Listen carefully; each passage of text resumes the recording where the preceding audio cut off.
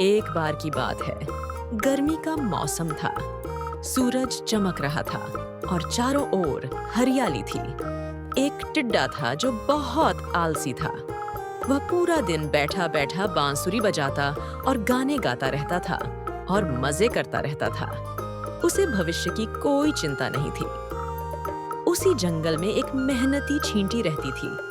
वह गर्मियों के दिनों में खूब मेहनत करती थी। वह रोज सुबह से शाम तक अपने और अपने परिवार के लिए खाना इकट्ठा करके अपने बिल में जमा करती थी।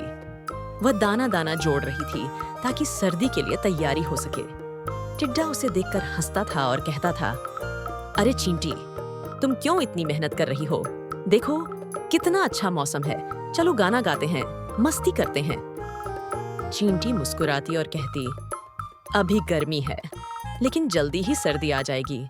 मैं सर्दियों के लिए खाना इकट्ठा कर रही हूँ। जब ठंड आएगी और सब कुछ बर्फ से ढक जाएगा, तब हमारे पास खाने को कुछ नहीं होगा। टिड्डा हंस पड़ा और बोला, अभी तो मस्ती का समय है। टिड्डे ने चींटी की बात पर ध्यान नहीं दिया। वह अपनी मस्ती में चूर रहा और गाना गाता रहा। उसने पूरे गर्मियों और पतझड़ में कुछ भी इकट्ठा नहीं किया। कुछ ही समय बाद सर्दियां आ गईं। चारों तरफ बर्फ की मोटी चादर बिछ गई।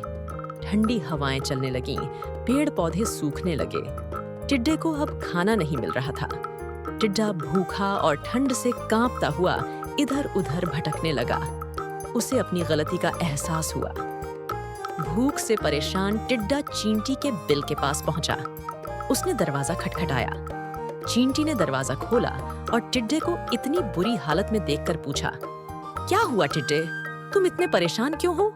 टिड्डे ने शर्मिंदा होकर बताया कि मेरे पास खाने को कुछ नहीं है और मुझे ठंड लग रही है। मुझे कुछ खाने को दे दो।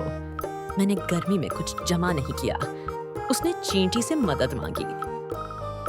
चींटी को टिड्डे पर दया आ गई। चींटी ने टिड्डे को अंदर बुलाया और उसे खाना दिया।